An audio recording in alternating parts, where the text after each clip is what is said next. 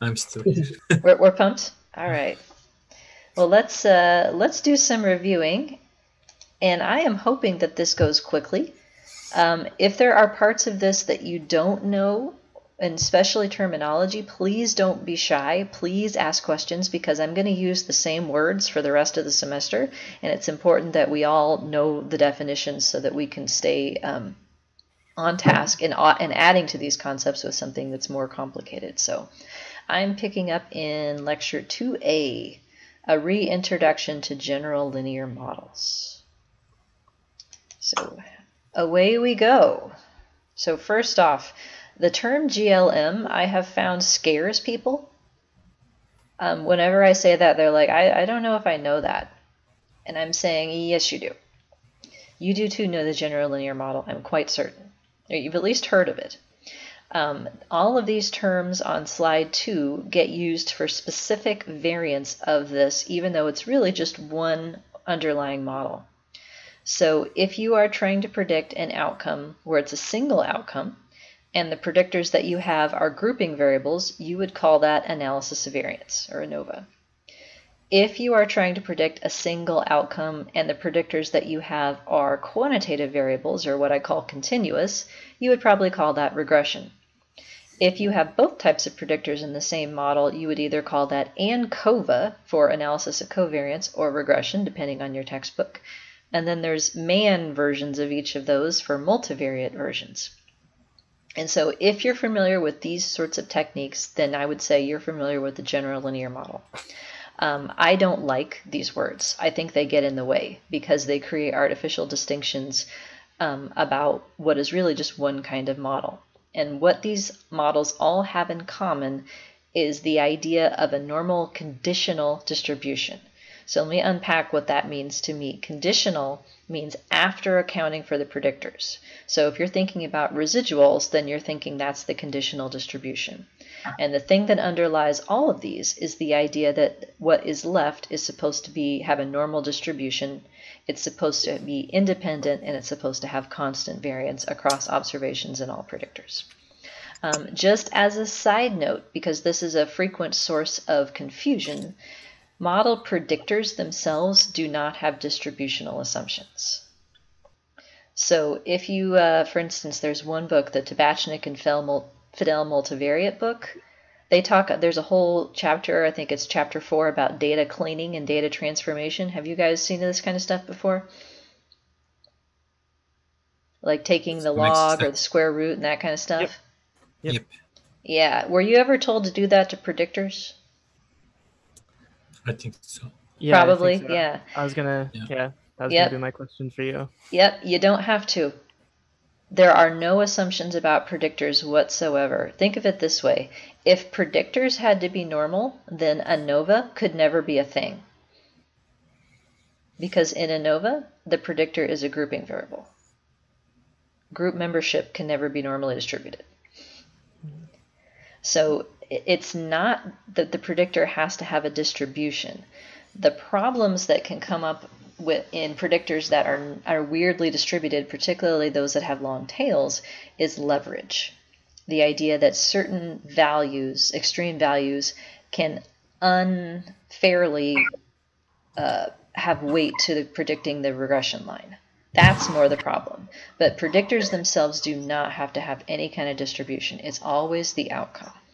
And in this case, if your residuals are not actually going to be normal, you don't have to pick this kind of model. You pick a different kind of model, and that's where the term generalized comes in.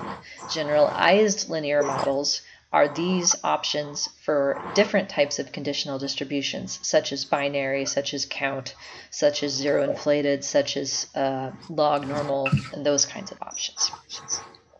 So we're starting from this table in terms of concepts for where we're moving ahead. So just to review, I think we talked about this last time, but just to make sure we're getting the terminology, the two sides of a model. So we're going to talk about this repeatedly this semester. Model for the means versus model for the variance. So model for means is the part that you're used to thinking about when you think, what is my model going to have in it?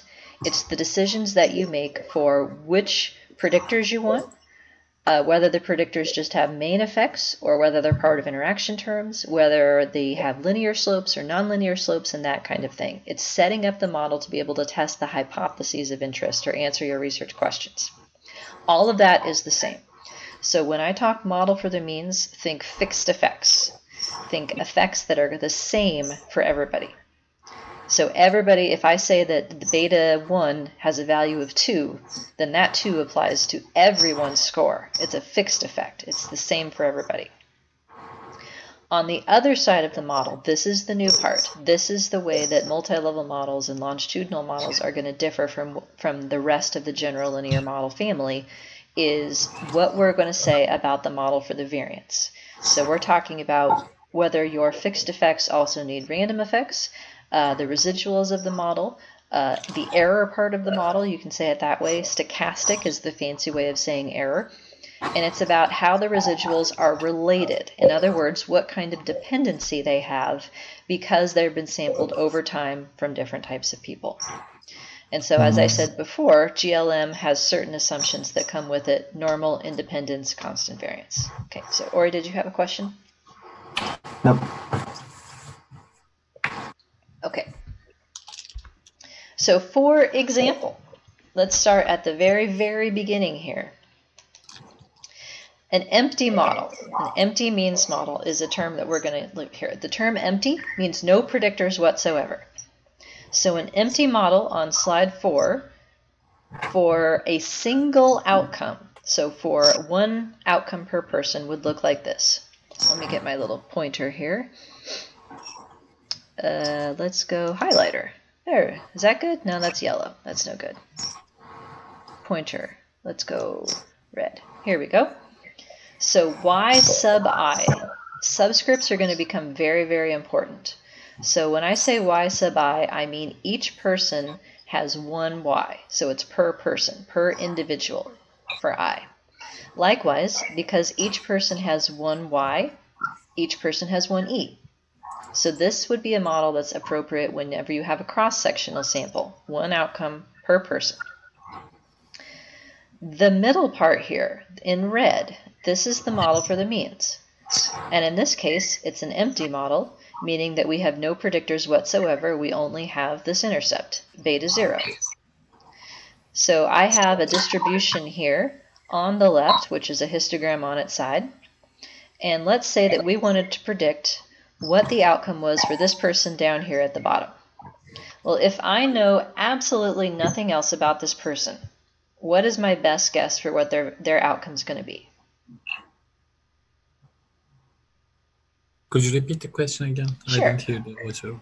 Sure. So there's an arrow on slide 4 here pointing to this person down here.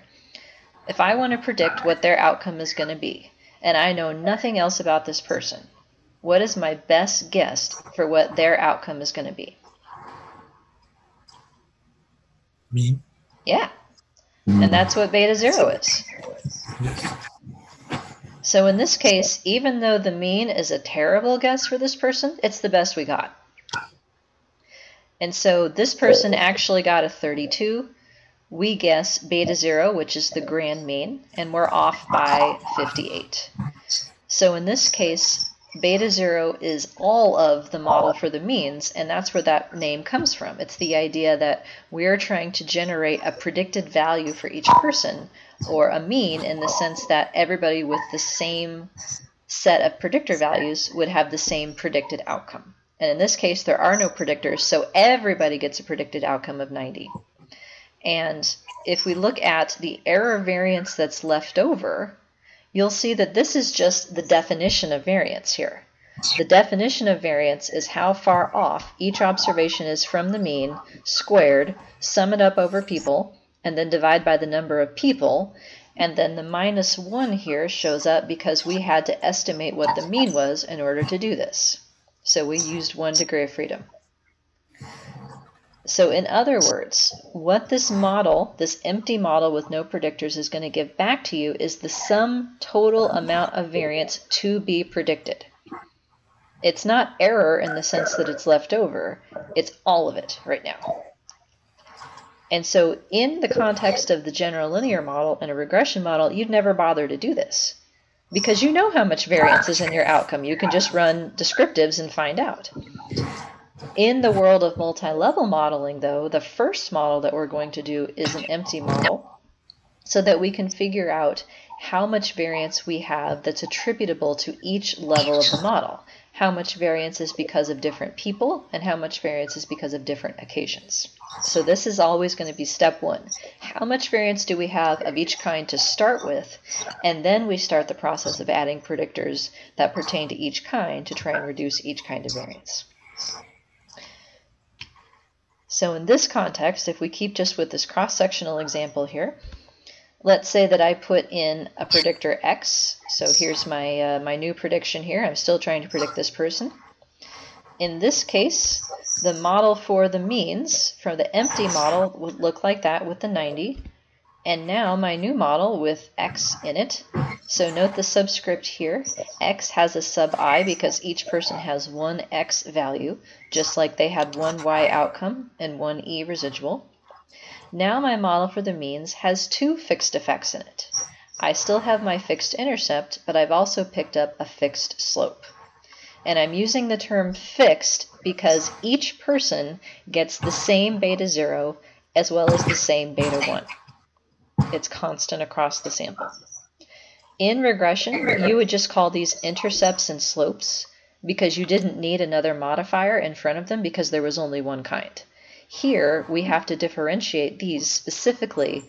They're fixed intercepts and fixed slopes. And in this case, the intercept used to be 90. Now it's 29. Would anyone like to tell me why it changed so much?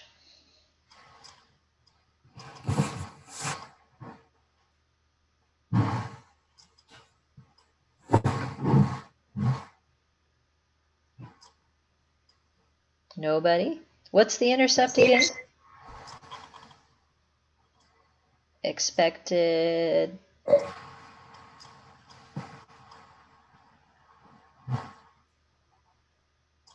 Expected. I guess in this case, it's the expected mean, assuming the ability is 0. Yeah. So it's where the y-axis crosses when x is 0. So now it's 29. And then for every 1 unit difference in x, for every unit increase in ability, y is going to go up by 2.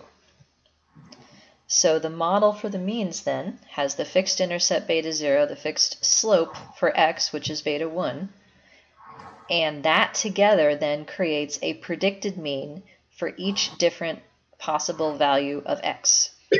So anybody with the same ability score of 9 would get the same predicted outcome. Anybody with this 10 would get the same outcome, and so on. So model for the means comes about, it's not just the grand mean, but it's a conditional mean based on having the same values for the set of predictors. And now if we talk about the variance of the outcome, it is really variance left over. Because on the picture here, we have the distance between our guess before, the grand mean that was 90, and our better guess, which is based on the person's value of x. So that whole distance that's been crossed between the two lines here, we would call explained variance. Why does this person have such a low outcome? Well, it's because they don't have much ability. However, the model predicts that they should have gotten a 32. Or excuse me, they didn't. They're actually much lower than what was predicted at 32. So that unexplained part here, the minus 15 for their residual, is variance that's unexplained. Yeah, I'm sorry, go ahead. No. Yes, unexplained, yeah. And so now if we come down here and try to calculate the error variance, it's the same idea, y minus what is predicted for y, but now it's predicted based on the intercept and the slope for x as opposed to just the intercept. And because we had to estimate not only the intercept but the slope for x, that's where the n minus 2 comes in down here. And so then we would talk about how much variance is left over relative to how much we started with, and that is what is known as R square, variance accounted for. We can do the same thing if we call it an ANOVA model here. So let's pretend that Z is a variable for biological sex, where in this case we only have 2 values. If we have it coded such that men are 0 and women are 1, in this case then the intercept is still the expected outcome when the x's are 0, but that happens for men. So we would say that the men have a conditional mean of 89, whereas the women are 1.6 higher. And so then that 1.6 is the difference between the two. And we would still calculate variance left over this as well. So putting that together, just a way of illustrating what we're focusing on, fixed effects in the model for the means. Those are parameters. Those are intercepts and slopes that everybody shares. So note in the equation, beta 0, beta 1, beta 2, they don't have eyes. Each person does not yet get their own. They share. What we're focusing on then is just drilling this part of the model and making sure that everybody remembers where these betas come from and what to do with them. So, as I said before, all of these different terms for general linear model reflect differences in the type of predictor that you have, but that term general linear model also almost always implies some kind of least squares estimation, or what is known as ordinary least squares in most of this case. So the models that we're going to be working with are not going to be least squares models, but they are equivalent in certain circumstances. And so I want to point this out to you so that you can explain to people who are only familiar with least squares how this differs. So in estimation, and by estimation I mean the process of finding the answers, how an algorithm decides what the answer should be usually functions in one of 3 ways. They can minimize something. So you might want to minimize the sum of the squared errors. That's least squares. And then there's all sorts of variants of that. That tends to be the most limited in terms of dealing with the complexities found in real data. There's maximize something, and that's what we're going to do. So you'll hear this under the phrase maximum likelihood. There's a variant of that we'll be using most of the time called residual maximum likelihood, as well as robust maximum likelihood, which has corrections to the standard errors for non-normality. In this case, we would say ML and REML. So whenever I say ML in the context of this, you'll find me saying ML as opposed to just ML. I don't know why I do that, but I just wanted to warn you. So you'll hear me say REML and ML. That's what these abbreviations stand for. One thing I want to highlight here, REML is least squares if you have complete data. So if you tried to run a regression model using maximum or residual maximum likelihood, which is what we'll use for longitudinal models, and you wanted to run a regression model using the usual regression that you find, you will get the exact same answers. So REML is least squares. Least squares is a computational shortcut that one can do in the event that you have complete data. It's also available when you have independent data that are normally distributed residuals and have constant variance. If any of those things start to get violated, then least squares can't work and you have to switch. So REML is what we're going to use to do longitudinal analyses because it allows for non-independence or dependence as well as non-constant variance. And the other one, which my husband talks about on Fridays, the idea of using sampling techniques, so Bayesian estimation using Markov chain Monte Carlo and all of that stuff, that is available for situations in which you want to incorporate prior beliefs and or ML craps out on you and you're looking for some way of solving your estimation that wouldn't be possible using some kind of maximization technique. So in the world of least squares, just to remind you, this is the typical type of table that you would see. I'm guessing at some point you had to regurgitate this in a class or for a quiz to be able to come up with all of these things. You have sums of squares describing how much information has been captured by that source, degrees of freedom, how many things you had to estimate to get there. And so MS error is what's left over as to how much error is left per thing that you didn't estimate, and then you end up with an F ratio for how much you know over how much you don't. in the results that you're going to see using REML, we will still have Fs, but we will not have any of the sums of squares or mean squares. So this F ratio is more generally known as a multivariate Wald test. It's the idea that you can test multiple fixed effects at the same time to see if they're significant. And there are various instances in which you've learned to do this, and we'll learn a couple more this semester as well. So this whole least squares thing is fine for starting with. It breaks down quickly in real data.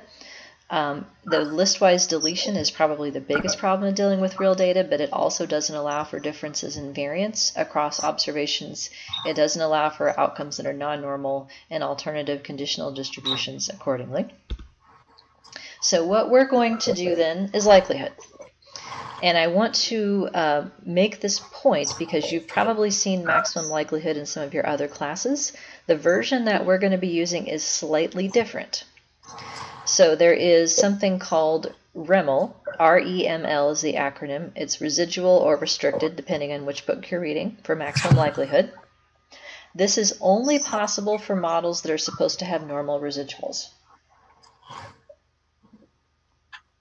And the reason that we are going to use this particular variant of maximum likelihood is that it maps onto least squares in the sense that it estimates how much variance is left over after taking into account the number of fixed effects that it took to build the model. So over here on slide 12 on the top part here, I have n minus k as the denominator, which is sample size minus k is the number of fixed effects. So it looks just like the formulas that we saw for sums of squares and all of that stuff before, in that there's this k here. Because it takes into account the number of fixed effects, the resulting variance estimate is more accurate than if it didn't. The alternative type of likelihood, what's known as maximum likelihood, does not. So if you look at the difference between these two formulas, this is the difference right here. N minus k for REML versus n for ML. So regular maximum likelihood is what is used by a bunch of other types of models that you're probably more familiar with, such as confirmatory factor analysis, structural equation models, item response models, diagnostic classification models, latent class analysis, and basically everything else under the sun. It's regular flavor maximum likelihood. So it's a more general technique. The problem is that it doesn't take into account the number of fixed effects when estimating the variances. And so in small samples in particular, the variance components are too small. And if the variances are too small, that means the standard errors for testing your fixed effects are too small too. So ML, regular flavor ML, is no good for small samples, which is why we're going to use residual maximum likelihood instead. Maximum likelihood also is known as full information maximum likelihood, FIML. Have you guys heard that acronym before? Yeah, FIML. Yeah, the term full information, it just means that it uses all of the original data in conducting the analysis. Limited information is the opposite. In limited information, you first build a summary of the data, and then you do the modeling on that summary. So there's certain types of least squares estimators that do that instead. Both REML and regular flavor maximum likelihood are full information techniques. For whatever reason, full information, the phrase, doesn't get attached to REML like it should. It could be called FREML, just like it could be called FIML. So they both handle missing data the same way, in that they're trying to come up with the shape of a multidimensional likelihood mountain, assuming that the shape would not change because of any missing pieces of information in the mountain. So we're going to be in this world of REML, which is the same thing as least squares if data are complete, and so it has the nice property of having accurately estimated variances in smaller samples. Okay, so why do it this way? Well, the algorithms, the routines in software that fall under this mixed models heading. So it's called either mixed models or mixed effects models, multi-level models, hierarchical linear models, random effects models. All of those terms mean the same thing, the same set of options. The reason that I like to teach even general linear models using mixed is because that software has additional options to it that make it super convenient. So we're going to look at this in our first example here. Probably won't get very far into it since we're already done, but we have